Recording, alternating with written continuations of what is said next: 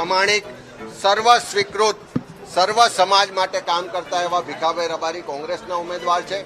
અને બીજી બાજુ ભ્રષ્ટાચારથી ભેગા કરેલા પૈસા, તાનાશાહી, સત્તા, લોભ, લાલચ, પોલીસ અને પ્રશાસનના ભારતીય જનતા પાર્ટીના ઉમેદવાર છે. એટલે હું માનું છું કે ભીખાભાઈને માંજલપુરની જનતા આશીર્વાદ આપે તો માંજલપુરનો અવાજ તો વિધાનસભામાં મજબૂતાઈથી રજૂ થશે, પણ આ વડોદરા શહેરમાં જે તાનાશાહી ચાલે છે, ભ્રષ્ટાચાર ચાલે છે, ગેરવહીવટ ચાલે છે, જે લોકો હેરાન પરેશાન છે, એ વડોદરાના લોકોનો વિપક્ષનો અવાજ પણ વિધાનસભામાં મજબૂતાઈથી રજૂઆત કરશે એવું ભીખાભાઈ પર સર્વને વિશ્વાસ છે.